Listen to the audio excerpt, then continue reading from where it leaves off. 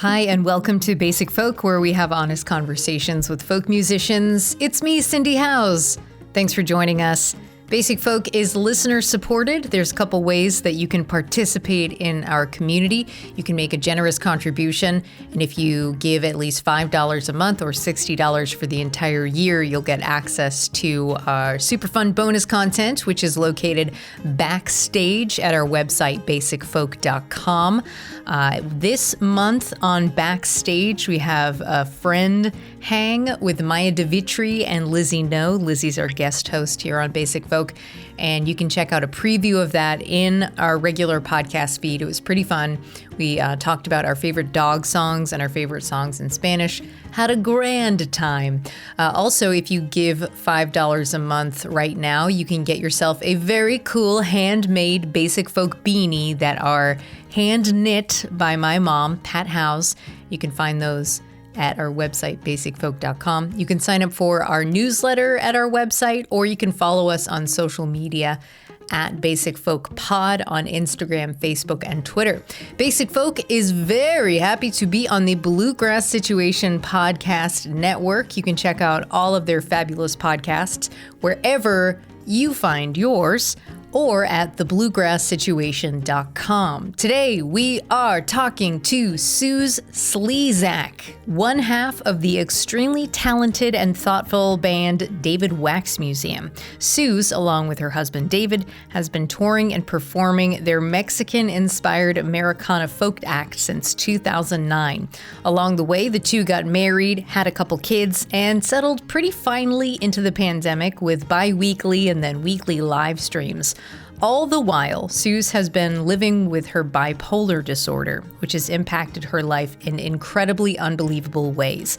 She's also been pretty vocal, especially lately, about how she interacted with her brain health, mental health, and treatment for both of those elements, which includes her intense journey with medications. Her Instagram is filled with brutally honest posts about the difficulty of finding meds that continuously help her stabilize her brain.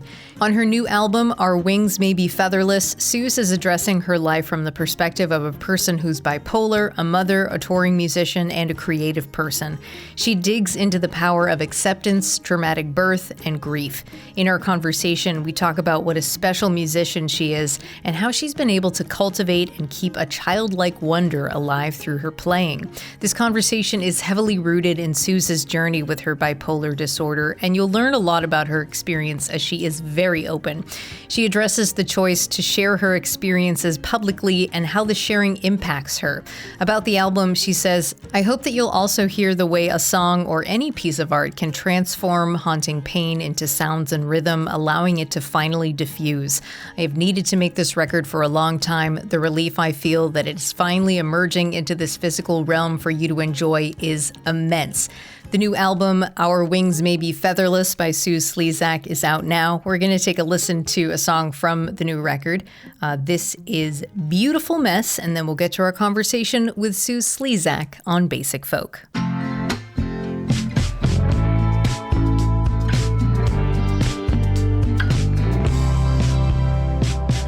spent a lifetime taking on the problems, however big, however monstrous. Go change the world, they said, even if it means breaking your bones.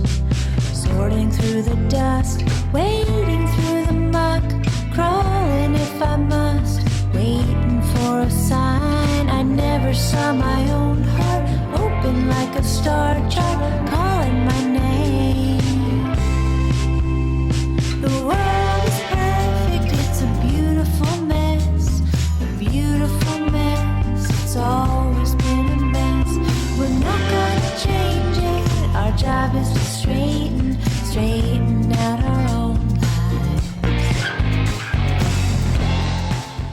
I feel like I've been waiting my whole life to have this interview with you. Oh, that's so sweet.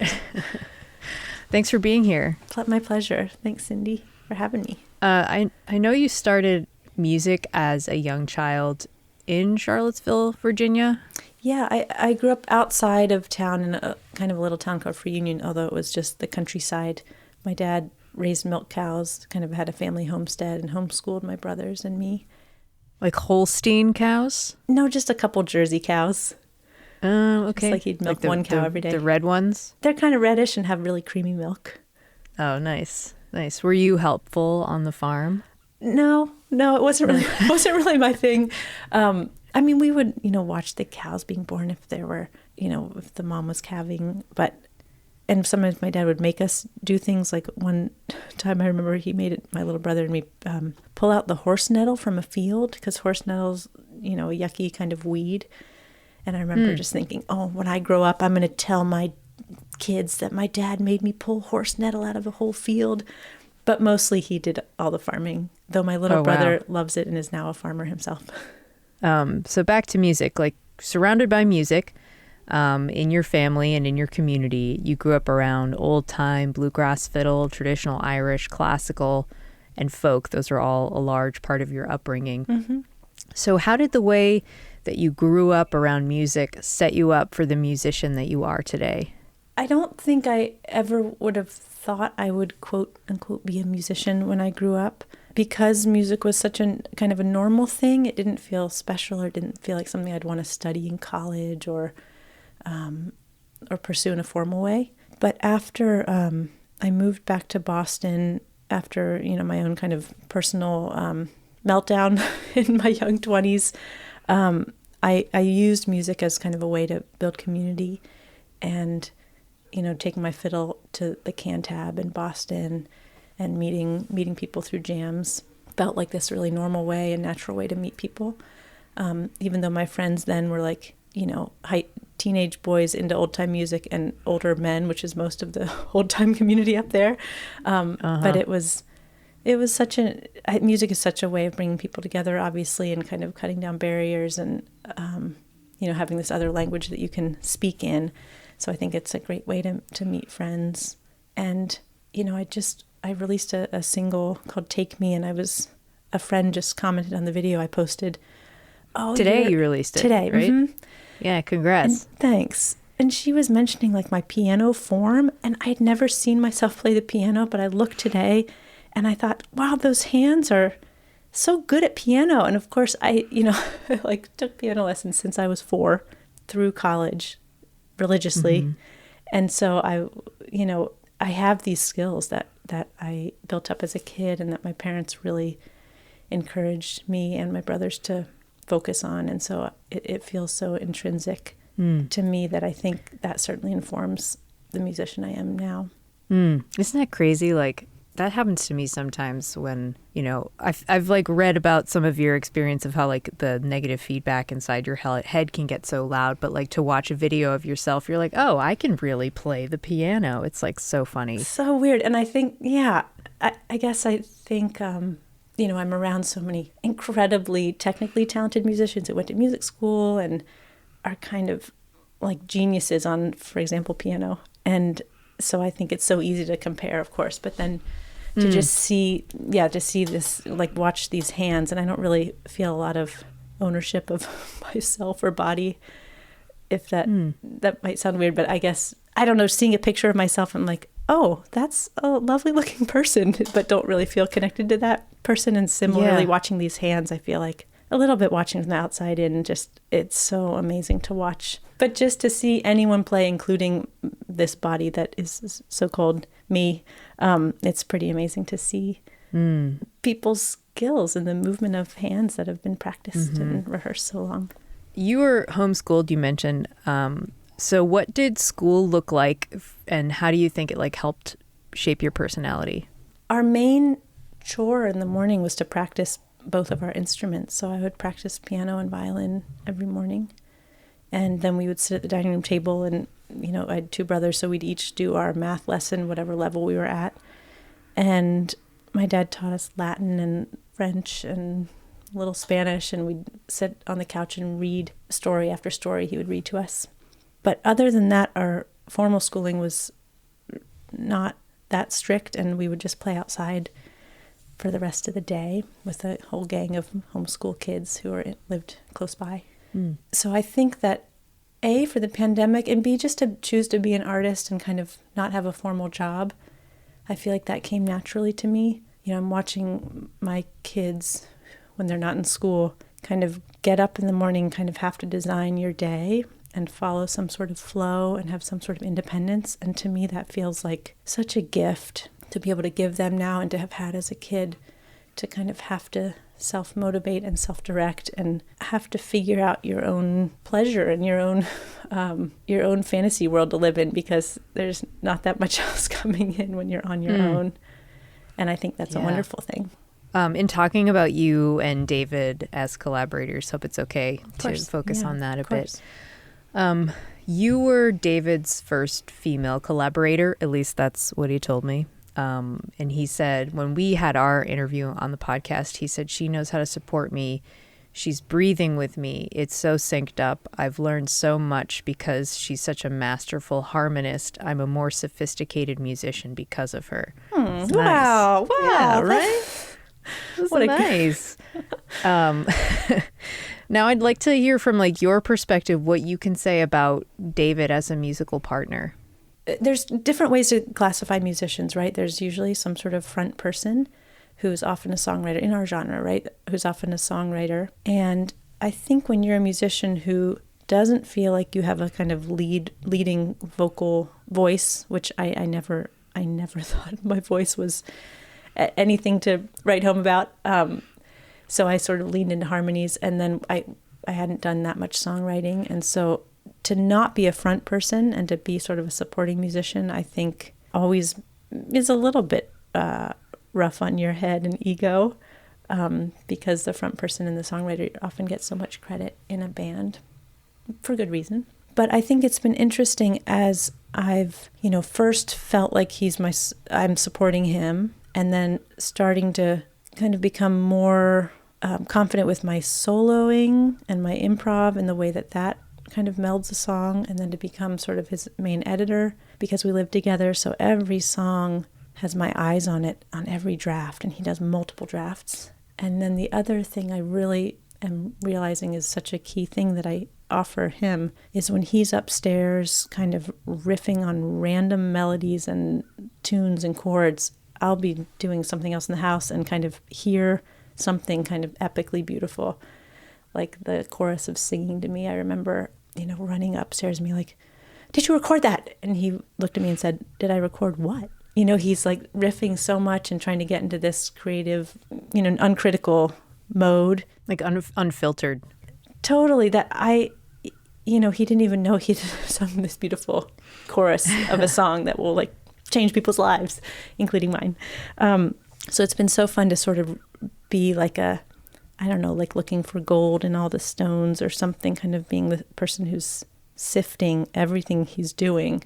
Not everything, but, when I'm in the house with an ear towards it, and helping find gems for him to work on. So I guess all this is to say kind of starting to own what kind of incredible collaboration it is, and that he couldn't have done all that he did without me. And that feels nice to feel like, yes, it's like he will always have his name on the song and be the front person, although we think about it as co-fronting the band, David Wax Museum. But to kind of realize I'm like holding my hands in the like folded together, right? Or the fingers interlinked. It's like you can't like hold water with a hand that is just fingers with, just the importance of the two and the different skill sets coming together to form something whole. Do you know Watch House, the band Watch House? We do. We love them. Are you pals with them? Mm-hmm. Yeah. So Andrew from Watch House, I actually asked him this question. So that, there's a little bit of a setup here. In a lot of like female-male duos, it's unusual for like the guy to have the lead vocals and for the female to be the backup player. So like when we were talking in our interview, when I asked him this question, I couldn't think of another band like that. Then later, like he and I were actually like DMing about that particular topic. And I was like, duh, David Wax Museum. And he's like, we're not alone. So he's like, you should ask Emily, who is his partner and counterpart in Watch House. You should ask Emily this question. And I also wanted to put it to you as somebody who's in like a band where the man is the lead and the woman is the backup. Like, how have you reflected on gender roles in musical performances versus the realities of your band? So I think, that's been such a journey too. I think, again, when I was joking about going to these jam sessions and meeting like 20, teenage boys and older men, I think, for reasons that we all see, there are so many more male musicians who are performing publicly, at least. And, I think because I didn't have much confidence as a 20-something playing, I'd just been, coming out of my own mental health crisis and just never thinking I was actually a good musician or had anything to offer, or didn't think my voice was good and didn't think I knew how to play my violin very well, etc. All these kind of silly young person stories.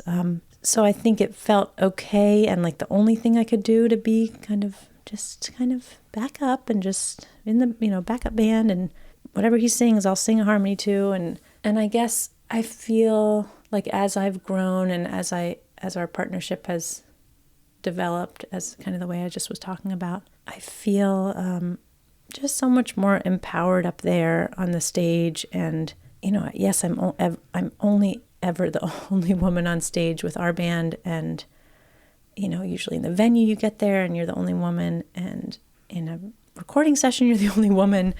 And I used to resent that, and although I certainly want to encourage, I can't wait to like produce other women, and but I think I've sort of leaned in now to just the idea of sort of the masculine and feminine in our band, and trying to balance that. And even with what I am choosing to wear, like trying to wear beautiful, colorful, flowing, shapely things to kind of counteract the kind of, David's also trying to wear beautiful, colorful, flowy things.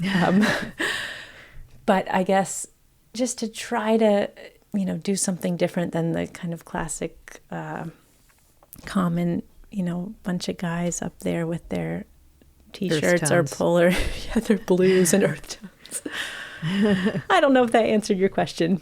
No, it was good. Like, I'm actually not even sure like exactly what I'm asking, so I'm interested in whatever you have to react to that, where it's like if there's ever kind of like a weird sexism reversal where you walk in and they just like assume that like you're the lead singer because you're the lady. That's interesting. I haven't had that, and it's probably because the name of our band has David's name in it, so I wonder if that's... You can't miss it.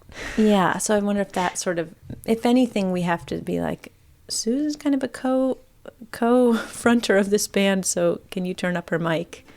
One thing that so often happened though when we were traveling with kids is like David would walk in, get up on stage, start setting up our stuff, and I would have to like remind the guys that I actually was in the band even though I was toting kids.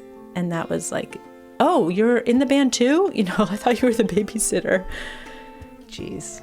So that was never a nice moment.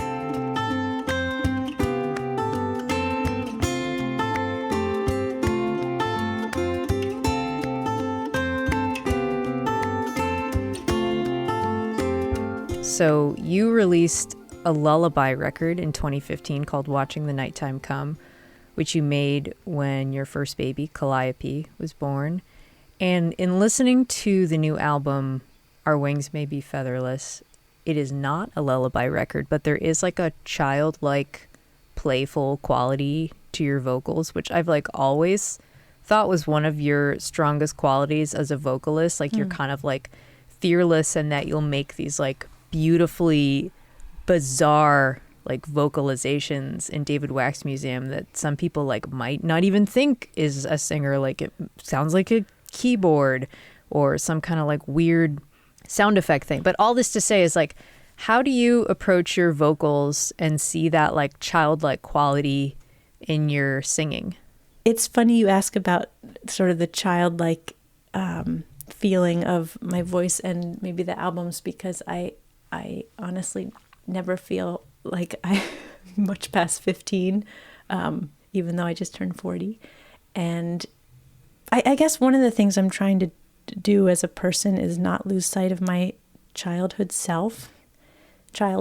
And I think that, part of being homeschooled was so much time to kind of be in my own little world.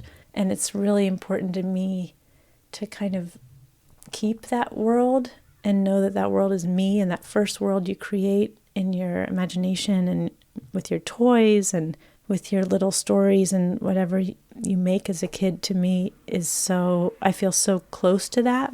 I feel so close to the things, the tiny things I loved then, I still love, and the, songs and fabrics and stamps and flowers and I mean all sorts of tiny things that made up my small child world. I still feel connected to, and I feel like a lot of these songs show those things, and the sort of attention to tiny things, which has always been so meaningful to me. So in some ways, I feel like for you to hear sort of a childlike wonder in the songs, I feel like is intentional, but it's also just me at 40 trying to lean into the me I always was and not reject that or forget it. That really rings true for me, because I am also about to turn 40. And it's so great talking to all these other women who are also 40, like yourself, Aoife O'Donovan, Aeneas. Love them all. Yeah, and they're all kind of like it's great to be able to have these conversations. And like last night, I was like, I've been having trouble sleeping. I don't know why. Like, sorry to hear that. I don't know what's going on, but I used to like do these like little like adventures like in my brain before I would like go to sleep as a kid. And I was like, what were those like adventures about? And then I was trying to do them again, and I like couldn't do it. And I was like, man, this kind of sucks. Like it seems like such a good practice to like try to reconnect with things that you liked when you were a little kid. Totally. And that's what you're saying, right? Yeah, exactly. Yeah, exactly. And I guess when I think back about like what my Playmobil setups were as a kid, or what I did with my dolls or animals, it was often like packing up everything into like a sled or a van or like road trippy type of thing, which I'm like, perfect, touring musician, like checks that box. And it was always like family and bringing family along. And this sort of community feeling, which now that we have this new studio space in our backyard, it feels like there's this place to have more of a community vibe and, to kind of foster that in a small way. So I feel like, to me, like looking back at the things I loved as a kid is so helpful to like understand what I want to do now and what I want to focus on. And, I know David like doesn't even quite remember what he did as a kid. He's like, well, I played some video games. I like these little like muscle men. Like, what a boy. But to me, that like keeping that link is really important. Yeah, I love that. How much are you willing to share about that moment in your early 20s before you arrived at the Cantab, your breakdown? Well, I've been so public about it, and I experienced my first mania as a young 20-something.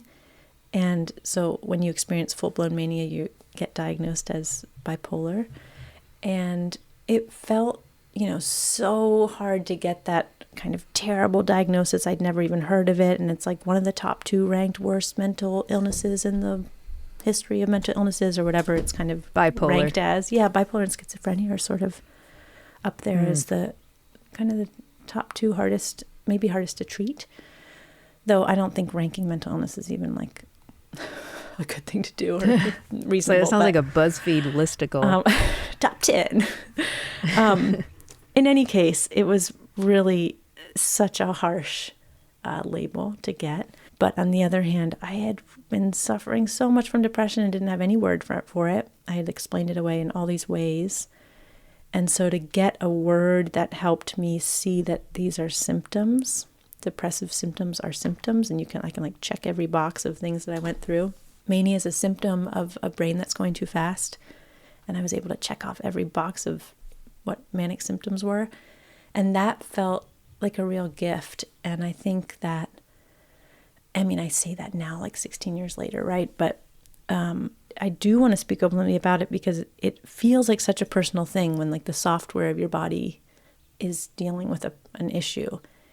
But when you can really try to remove yourself, and when I was kind of joking about not really feeling in my body, I feel like I'm also leaning into not being too stuck in my head and trying to really look at it for what it is and look at my thoughts as crazed as they are for what they are, and to see what you're going through as symptomatic of a brain that's for some reason like gets really slow and depressed and then speeds up and gets manic, often based on not getting enough sleep or other factors, or I don't know why.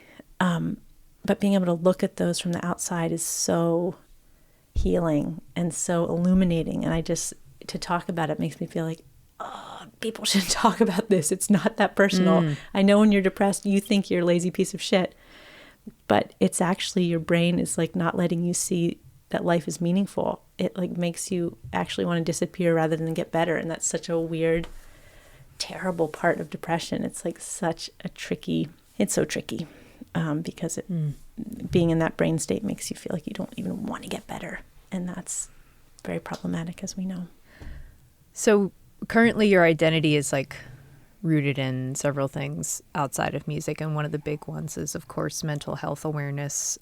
You just spoke of being diagnosed as bipolar and are pretty public about life with a bipolar brain.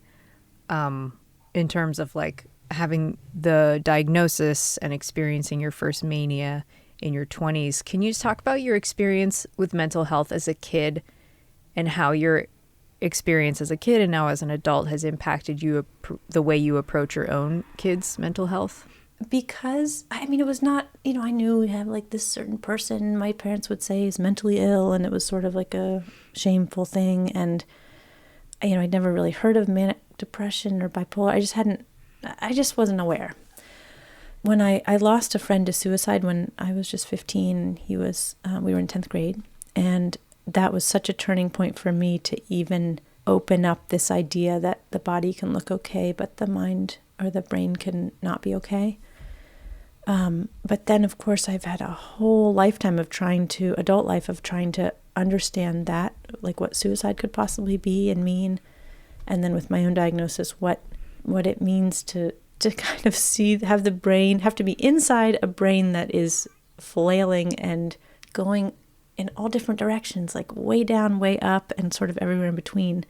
So I'm really, because of all the study I've done with all the spiritual gurus and Eckhart Tolle and Byron Katie and Abraham Hicks and, the Buddhist thinkers that are such, all the teachers that so many people follow, I've really come to my own understanding of what I was describing earlier of feeling like the self, is, we're embodied with these bodies, but feeling like the self is not the brain, is not your thoughts, and isn't exactly your body, even though you are very intimately linked. But I try to help my kids already, watch feelings come and go. We talk about them as weather systems. So like, how stormy was that? Is there still rain? Does it still feel cloudy? Sort of describing feelings that way, to watch them come and go just like weather does. We talk about kind of scary thoughts as these things, or pesky thoughts or rascally thoughts, and I check in with them at night about how their mind is, if they're feeling like it's kind of racing or rascally. And one time my daughter said, I did have a scary thought, but I sent it to the back of the line. And I thought, oh my God, that's so enlightened and also so beautiful. But then I also took credit for kind of even helping her see that thoughts can be identified. And she's 8, and that was probably when she was 6. So just, trying to lean into all the questions with them, and like, why would you wait to talk about, my parents might not have, I'm not blaming my parents. My parents were wonderful humans on their own journeys. But, now that I've learned so much about not believing in thoughts and, just not buying into how bad things feel because they will change, it's been so gratifying to share with kids. And they get it. It's not actually that complicated. It's just hard if you become an adult totally entrenched in your terrible thinking patterns and don't see them as patterns. Mm-hmm. So I feel so overjoyed that I get to practice these things I've been learning and share them with the kids, and it's so helpful for them. Like automatically, it's I know that there's more, changes in education and more opportunity for lots more people to learn these things. You were talking about how people should talk and people should share about what's going on with them in terms of mental health. And Your Instagram is like really interesting to me. Like, it seems like there was like a shift in the way that you shared information and the way that you ran your Instagram. Like February 2021, you started posting more about your journey and struggles with mental health, and they're very like honest and very long posts. And I've noticed that like most of them are pictures of you, like selfies, where you have a particular look that seems pretty intentional. Can you talk about the choice to share your experiences in that format, the choice for your photos, and what the sharing does for you? Yeah, it's interesting you pinpoint that date. I don't remember when it was that I must have tried it once, right? I must have just taken a selfie, been feeling something. It was probably like a little bit hypomanic, because I definitely don't feel like sharing anything when I'm depressed, because it feels gross. And like, why would anyone care? Because I don't care when I'm depressed. So it must have been in sort of a hypomanic-ish moment. And I probably thought I looked good, because you think you look good when you're manic, you know, everything like, you look a little sexier than usual. And I say that tongue-in-cheek-ish. Right. Because I probably do look good. You're like then. Jessica Rabbit side came out. I don't know TV references because I didn't have a TV, but I assume that's a TV reference. You're Marilyn Monroe. You heard of that? Yes. Iconic figure? Yeah, okay. Anyway, I probably noticed that when I did this little spiel about like what I just gone through, I can go back and look what that first post was that you're referencing, but it probably was, oh my God, I was like in the pits and now I'm feeling better, and sort of describing that feeling or change, or how weird it is that our depressed brain does this thing. I don't know what it was, but like I got so many hits, right? People were dying to like that post and comment on that post. And it was such a wake-up call. And of course, then I'm like, oh, I'm going to try that again. I'm going to say something else interesting that I think is interesting, and maybe someone else will. Or actually, I probably posted a picture of my garden, and then there was no hits. So in some ways, and then I tried You did some A/B testing. Totally. And of course, obviously, it's not for the hits. I really don't care about hits anymore. Well, that's not true. But I don't try to get my adrenaline from how many likes I get in a post. However, it feels very significant and exciting to me if this is a spark of conversation, or if people can connect with those same brain states, because it's just one weird thing that our human brain does. It's very strange. I don't know why it does it, but getting depressed, it happens to be a thing that lots of brains do. And of course they do them sometimes for external reasons, sometimes for internal reasons. Scientists don't know, and there's no test. You can't take a blood test and say, yep, severely depressed, right? You have to follow all these symptoms, but people are also in these thought ruts. Anyway, I could go on about that, but I guess for the Instagram question, when I saw the feedback and the response and sort of the need, it felt like this release valve for people. And so I kept doing it. And I think, someone looking, I like do a selfie and look at the little camera hole rather than looking at myself, because when you look at yourself, it looks like you're looking down. So I look at the camera hole and take my picture. And people really respond to that. Like, I'm looking at you and telling you this thing that has happened to me, and I'm not trying to wallow in it. A lot of people are like, I'm so sorry for what you're going through. And I don't want I'm not looking for their sympathy, because I don't feel bad about depression anymore. I just slip down some days. I'm so lucky to have a partner who picks up the pieces and lets me rest. And then I come out of it. I've been, on an incredible journey to figure out good medicines, and I'm on good medicines now, and so grateful for that. And trying to share about that too, like why we will take a Tylenol and we won't take an antidepressant. It's really dumb. And I've been there too. And I feel like psychiatric meds, feel gross, or they feel weird, or I might, gain weight or lose my libido or something. We have all these things we say about why we shouldn't take. I won't be myself. But then you're like, are you yourself when you're depressed? Are you actually a stable weight when you're depressed? No, everyone's probably, you're not wanting to eat or eating too much. Is your libido great when you're depressed? No, it's not. So take an antidepressant. Why are you scared about that? Or making up these excuses for not trying it if you need it? You talk about mental health in terms of brain health and also your mind's health. This is something you've had some like pretty intense Instagram posts about, and it just sounds like amazing to lay it out so clearly. And also, it seems like a lot of work to keep both of these in check. Can you define both of them and what your relationship has been to both of these practice and how you balance them each? Yeah, I didn't really come to that understanding for myself until this year. I feel like I was able to articulate that. I think that, your mind is this space that thoughts and emotions, and it's what consciousness is, right? It's like the ability to see or feel or observe what's going on here. Because honestly, what is going on here? I have no idea. But whatever kind of the mind, it's like we have all these strange words too that get conflated. But I think the mind is, this space that all these things happen in. So one thing that's happening is crazy thought patterns and like really mean to ourselves and mean to other thought patterns. And, just all the terrible thought patterns that we have that, turn into beliefs, and we believe them, and we feel terrible when we think those thoughts, and it affects our physical health. You think this scary thought and you literally get an adrenaline buzz. You read the news, you get an adrenaline, but it's like very physical. Things that happen in the mind are very physical because they affect our physical selves. But I've really tried to decouple that from bipolar or from what's happening in my brain when it gets depressed or manic. And I believe that everyone needs to deal with their mind and their mental. Everyone needs to deal with their fearful thoughts.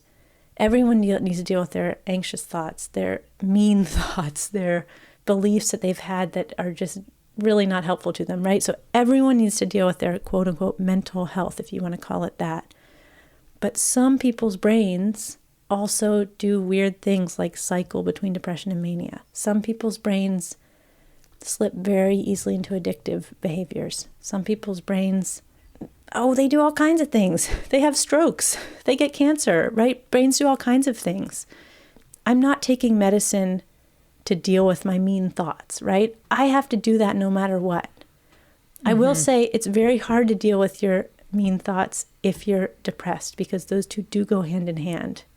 But less for me now. Now when I'm depressed, I don't get that mean or mad at myself as I used to, or super pessimistic or deathly gross, right? I really am starting to just like watch my brain slow down. My motivation goes, my willingness to see people goes away, my interest in performing goes away, my will takes flight is this like phrase I've been thinking of, and then it comes back. So, but also when I'm going down to that place, I am way less, I go down the crazy thought patterns way less during that. And that's been such a helpful thing to like notice. I had this wonderful friend say the sneaky spiral of hate or something, and all of a sudden you like get on this thought pattern. You're just like, you're going down because you're, so I take medicines to help my brain not do those cycles.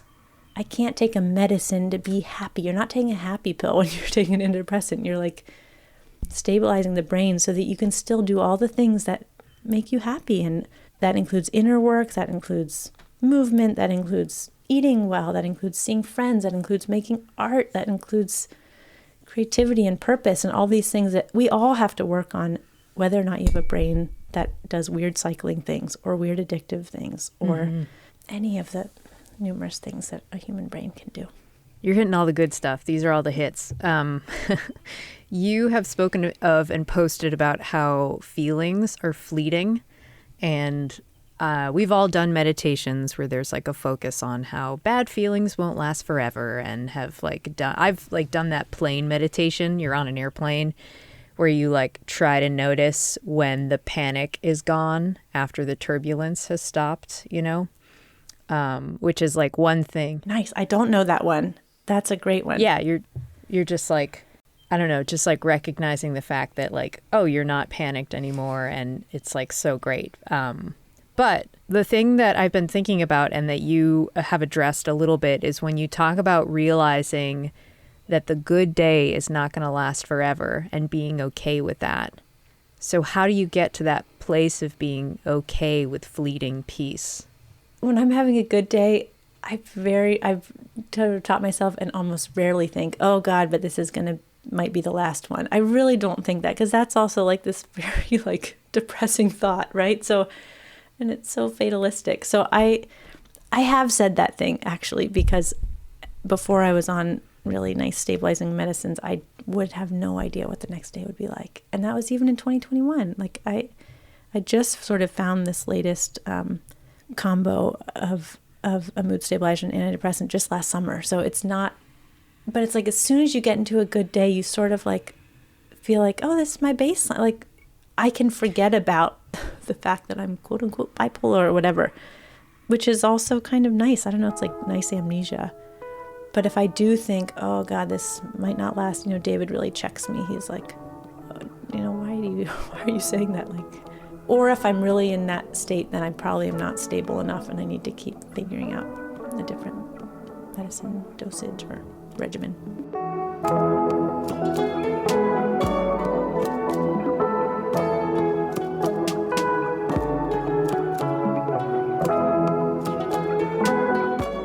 Something that you've touched upon in our conversation is acceptance, and I thought it would be fun to talk about the power of acceptance. This is kind of a long setup, but your song Beautiful Mess on the new album, it says it charts her journey from the depths of her bipolar disorder to an empowered acceptance of her own illness. So there's this Joseph Campbell quote that you keep by your writing desk, and that is actually in the song Beautiful Mess, and the quote is, "The world is perfect. It's a mess. It's always been a mess. We're not going to change it. Our job is to straighten out our own lives." So that to me sounds like radical acceptance.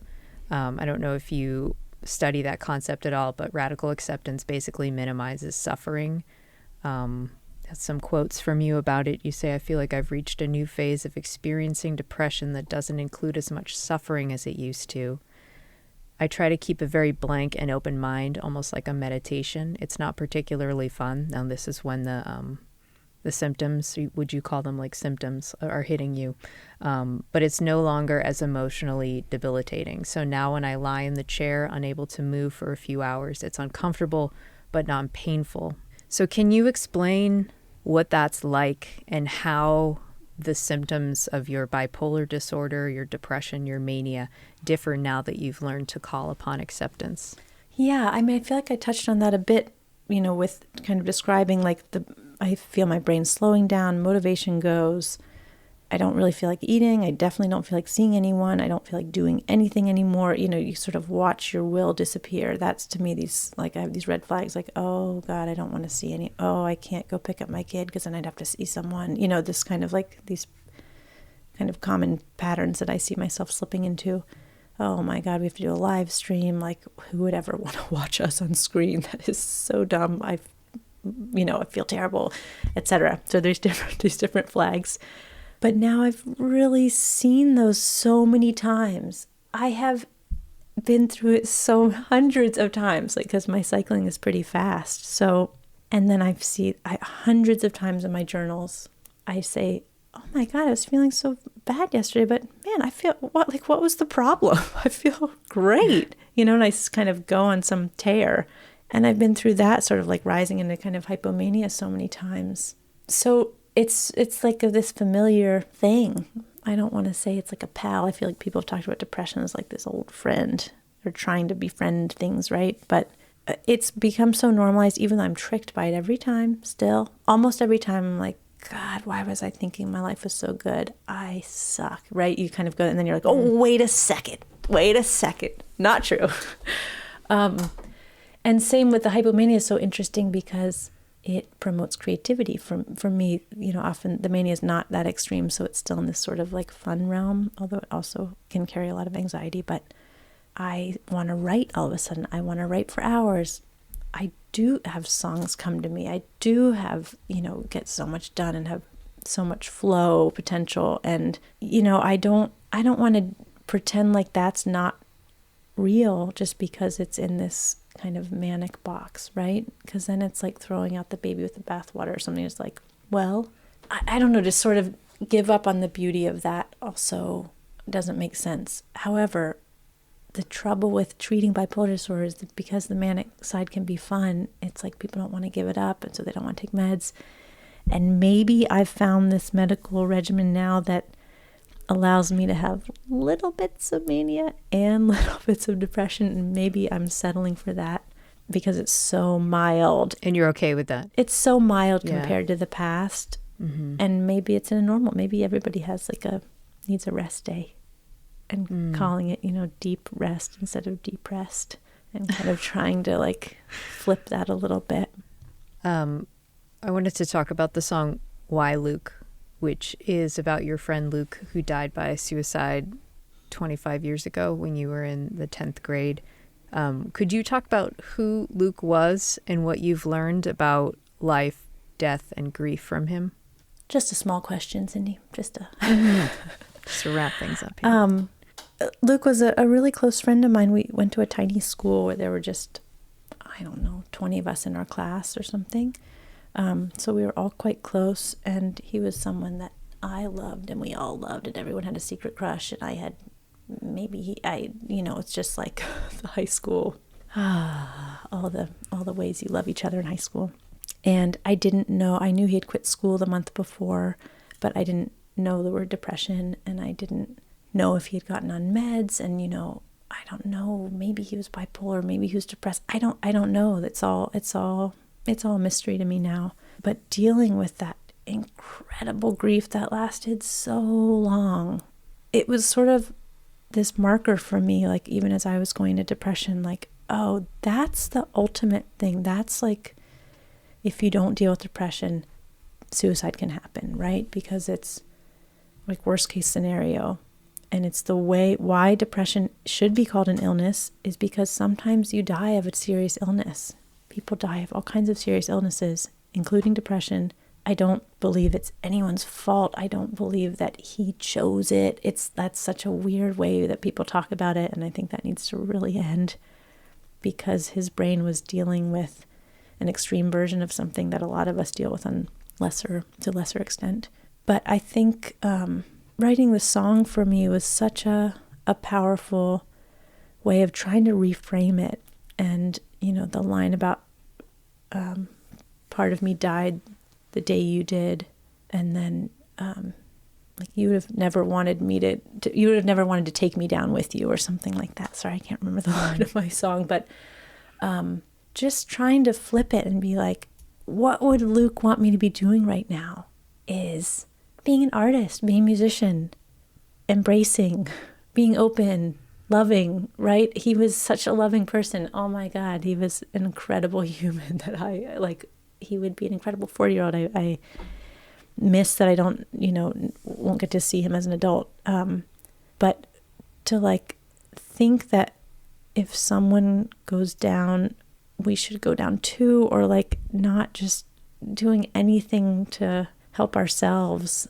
I just feel that sense of thinking about him and what he would have wanted was a really helpful way for me to finally deal with such a tragedy. About the album, you say, I hope you'll also hear the way that a song or any piece of art can transform that haunting pain into sounds and rhythm, allowing it to finally diffuse. I've needed to make this record for a long time, and the relief I feel that it's finally emerging into this physical realm for you to enjoy is immense. What does that relief feel like for you? I think so many people, we hold our pain inside, and we hold these burdens and just carry them along and kind of lug them along with us. And to be able to, make this beautiful thing. I love these songs. To me are so beautiful. I love them all. And the fact they're so linked to hard parts and beautiful parts of my life. It's the stones can be wrapped in this song now and sort of be allowed to float away a little bit. And maybe that's too cheery or sugarcoating something, pretending I won't feel these things anymore. But it really feels like it's lightened the load. And then watching the ways that other people are touch that song being that sort of exists now. Oh my God, I had that experience, or yes. that's just magic. That's incredible. The song is now a thing. I think a lot of artists talk about kind of being a vessel for songs. And I like don't even remember writing these. A few of them I sort of remember being at a piano or sitting on my bed with a notebook, but it's like they came, we jotted them down. Anthony DaCosta, my amazing producer, whipped them into super beautiful shape. And I love that they are existing and that other people can touch them and be touched by them. There's that one song that Anthony starts singing on, and I was like, what is going on? And then you started singing. I was like, oh yeah, I forgot his voice sounds like androgynous and beautiful, and it's such a cool song. I can't remember. Secret Places, that one. Yeah, Secret Places. Yeah, it was fun to sort of lean into this duet idea and sort of be talking to each other. I wrote the song, but it was one that I didn't feel a lot of closeness to the I in it, or the narrator, and so it was fun to let him sing it and sort of respond to it. I like Gives that it a little bit of a different feel. What's happening with the new studio, and can you fill in folks who might not know what I'm talking about? Yeah, during the pandemic, we just played one of our last shows. It was a house concert outside of Charlottesville, and met this gentleman, and he just wanted to help us in some big way, and he became a kind of incredible benefactor to our band, and the way that he wanted to support us and our music was to build us something and help build us something. And we got our fan community together, and during the pandemic people chipped in so generously, and we have this beautiful studio in our backyard that's like this tall barn full of space and light and amazing acoustics. It was inspected today and we passed the final inspections. So there's just a few final things that need to be done before we can move in and start using it for all kinds of creativity. It was designed originally as a recording studio, but once we saw what it's actually like, it's almost like Levon Helm's barn in Woodstock, but it's smaller, like a mini version of that. Yeah. But there's a balcony that people can sit on to watch music, and I think it can be part of it's a baby barn. Love it. Part recording studio, but part small venue or creativity space. It's really, it's just so beyond what I could have even wished for. But I feel like David and I did, like, jokingly when we were 29 or something, be like, oh, why isn't there just someone who would just want to build us a recording studio or something? And of course, not of course, but luckily years, decade plus later, something like that just happened. So that's so awesome. It's really like an open slate, blank slate right now in terms of what it will bring to us. But I think lots of amazing things will be able to happen there. Great. All right, Suz, let's do the lightning round. Okay. You ready for it? I didn't know there. Okay, yeah, I'm ready. Yeah, you're ready. Okay. What was the first song you learned on the piano? Probably something Suzuki, like Lightly Row. Lightly Row, dee dee dee dee dee dee dee. What is your karaoke song? I am too embarrassed to sing karaoke. I would rather do almost anything than sing karaoke. Wow, okay. Dogs or cats or something else? I don't like dogs, and try not to say it publicly because it's a shameful part of me. I don't like cats either. What happened? I know David's allergic. Yes, and I grew up on a farm with dogs and cats. I don't know, but I try not to say it too much, but I just did. Do you like any animal? I like farm animals, wild animals, all kinds of animals, birds, fish. I like all the animals. Just not man's best friend. Except dogs and cats. I don't like pets. I like outdoor animals.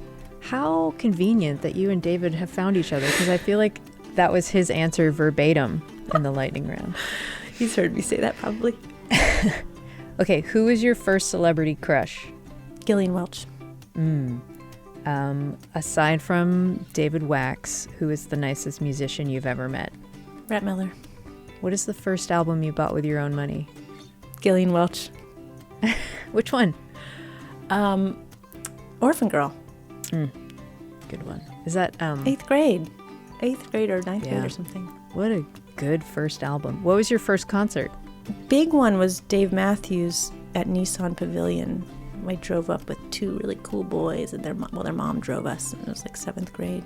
Then I got to sleep over at their house. It was pretty exciting. Whoa. They were in their bedroom and I was in the den or something, but flying or invisibility?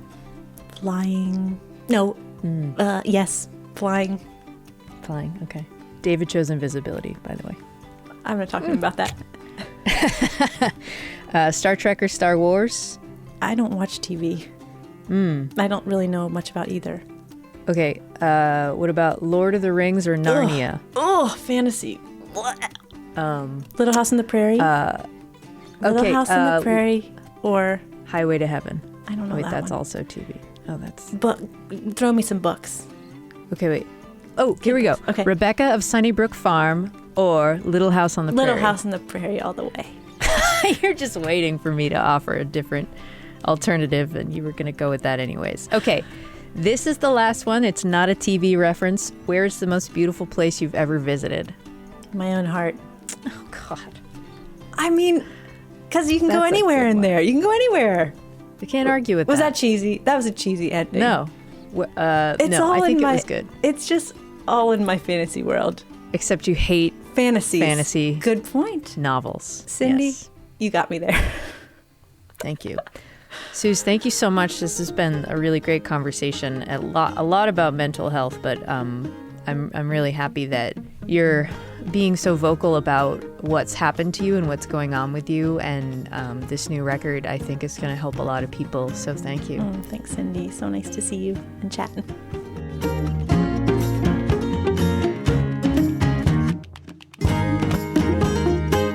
Today's episode of Basic Folk was produced by John Nungesser. Our music composed by Alex Stanton. Basic Folk is on the Bluegrass Situation Podcast Network. Find all of their podcasts at thebluegrasssituation.com. Okay, let's see, what else do we have to put here? I think that's basically it.